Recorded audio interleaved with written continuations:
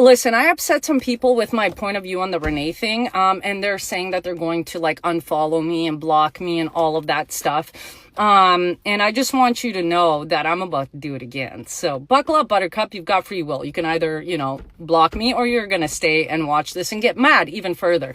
So with the Renee thing, what I was trying to show you guys is how mainstream news media likes to take, a narrative, put lies in it, gaslight you, throw it out there to incite an emotional response so that you go out and probably follow ICE agents more or protest, so that they can take away from all of the fraud that is happening in Minnesota.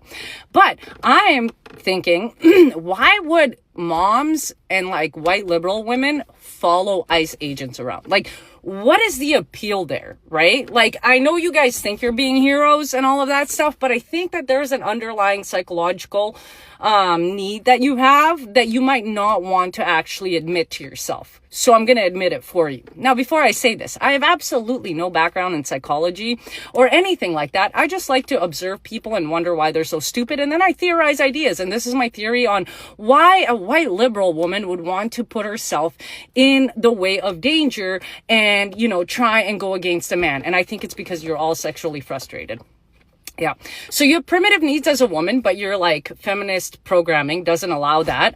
So you don't know how to actually approach men because you were taught men bad, right? But at the same time, you're all bored and horny at home. Your husbands don't want to touch you, or they've completely left you, or you're married to a beta cuck who probably doesn't even get an erection anymore because you've demeaned him so much over the years that he probably doesn't even want to touch you, but it's cheaper to keep her. You know what I mean?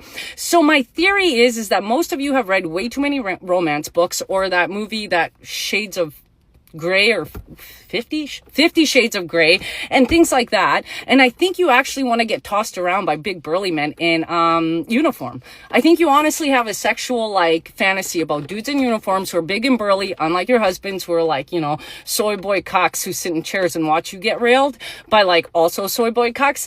And you guys actually fantasize about that, because if you were happy at home, you would be at home making your house a home and looking after your kids and all of that stuff. But no, you guys are out there like trying to fight like little full-grown sized dudes that are massive without, any sort of thought of your own. And that's not because you don't have like, the ability to survive or anything, or like survival skills. I think you guys are just sexually frustrated. And I think you actually like being lightly tossed around by a real big burly man.